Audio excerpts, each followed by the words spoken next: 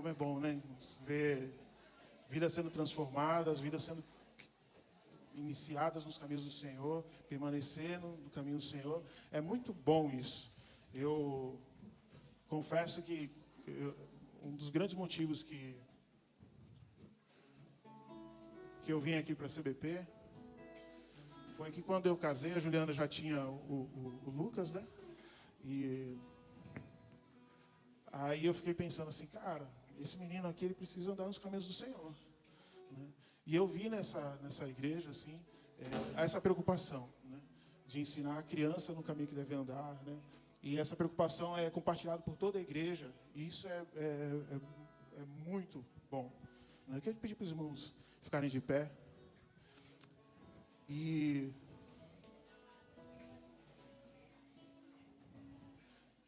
nem sempre, né, as coisas acontecem da maneira que a gente planeja, né? E a gente não tem controle sobre as pessoas, né? Mas o nosso dever como cristão é buscar o Senhor e adorar a Ele em qualquer circunstância. E saber que Ele é maior do que tudo isso. Do que tudo isso que o mundo pode oferecer. Do que todas as coisas que o diabo muitas vezes coloca na vida das pessoas. Oi, tudo bom? Estamos aqui com mais um quadro Confissões de Mãe Ansiosa. E hoje eu tô aqui para falar dele, do pai dos meninos. Estou aqui para falar do Daniel, um pai maravilhoso para os meus filhos. Quando o Dani apareceu na minha vida, eu já tinha o Lucas. O Lucas tinha 11 anos, estava quase para fazer 12 anos. Um dos meus maiores medos como mãe solo era: e quando eu encontrar alguém, como que vai ser? Essa era a minha preocupação. Precisa de um marido, no caso precisa, porque era o que eu queria, sou eu. O meu filho, ele tem o pai dele. O Lucas, eu era mãe solo, mas o meu filho nunca deixou de ter pai. Meu maior medo era: com quem eu vou me relacionar? Isso era uma coisa que sempre martelava na minha cabeça e era uma coisa que eu colocava diante do Senhor. Era uma coisa que eu sempre orava e pedia a Deus. Deus, por favor, sabe? Que a pessoa que o Senhor tem pra minha vida, né? Que a pessoa que o Senhor for colocar na minha vida, eu sempre orava essas questões. Que ame o meu filho. Ele não precisa de um pai, mas eu queria alguém que o respeitasse.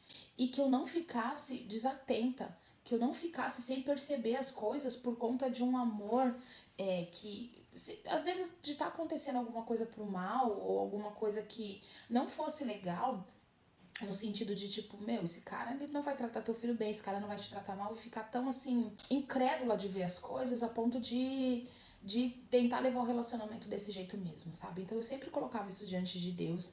E eu lembro quando eu comecei a namorar com o Dani, a gente começou a conversar, eu falei pro nosso cupido, que é o Ismael, né? O nosso cupido. E o Daniel já sabia que eu tinha um filho. Mas toda vez que eu tocava no assunto, o Daniel esquivava. E eu falava, e se a família dele, sabe, me tratar, sei lá, com indiferença, ou tratar o meu filho com indiferença? Isso era uma coisa muito difícil. Imaginar que alguém poderia tratar meu filho com indiferença. E eu ficava pensando naquilo. E aí o Ismael virou pra mim e falou assim: Ju, Deus, ele não erra. Deus, ele faz as coisas certas. E às vezes a gente quer ficar encaixando, né? Então não, quando Deus faz, ele faz as coisas perfeitamente. Eu e o Dani foi amor à primeira vista, a primeira conversa. Mas ele e o Lucas foi uma coisa tão legal, sabe? Cada um do seu jeito. O Lucas, apesar de ser, tinha 11 anos, 11 para 12, né? O Daniel soube respeitar muito o tempo dele. E o Daniel é muito tranquilo, muito de boa. Um ano antes, né, de eu conhecer o Dani, o pedido de Natal do Lucas foi que Deus me desse um marido, que Deus me presenteasse com alguém, né, nas nossas vidas. Então ele ficou feliz, né, quando o Dani apareceu. E, gente, a família do Daniel, a minha sogra, né, a Selma, assim, sabe, o pessoal, eles acolheram o Lucas, o Dani. Então foi uma coisa que cativa. A gente casou e aí logo depois veio o Danilo. E eu pensei, cara, agora... Porque assim, eu não posso falar de uma coisa que eu não vivo, né? Assim, eu não me relacionei com alguém que já tenha filho. Mas às vezes a gente vê alguns casos de pessoas que quando tem o filho do próprio relacionamento ali, muda, né? Com o filho do ex. Então, eu tinha muito medo disso. Que o Daniel, ele mudasse com o Lucas, sabe? De alguma forma. Mas não, cara, não. E aí veio o Danilo e só agregou mesmo, sabe? E o Daniel não mudou com o Lucas. Parece que o amor cresceu mais, assim, sabe? A parceria, a cumplicidade. Depois veio o Heitor. E quando veio o Danilo, veio na perda da minha sogra. Logo depois que a minha sogra faleceu, eu tive o Danilo.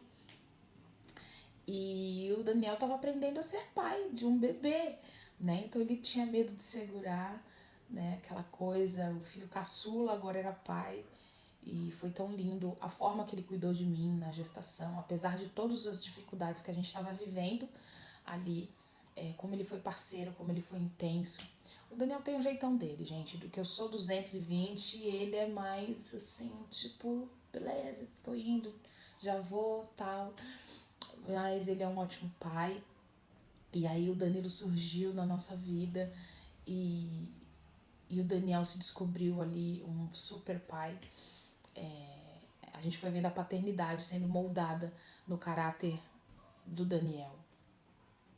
Não é um pai perfeito, né? Ninguém é, mas é um pai que se esforça para fazer o melhor para os filhos. E aí veio o Heitor. E o Heitor veio num turbilhão de emoções, né? O Heitor veio já fazendo meu marido tremer as pernas, né? E logo depois, com 3 meses, o Heitor tinha muito problema com refluxo. Então, gente, era muito refluxo, era o dia inteiro o Heitor com refluxo. Várias vezes, assim, várias vezes. E com 3 meses foi quando eu tive o transtorno de ansiedade, a minha primeira crise de transtorno de ansiedade generalizada. O Daniel ali com um bebê recém-nascido, né, de 3 meses, a gente ainda se adaptando, de 2 anos e meio, um adolescente em casa, né,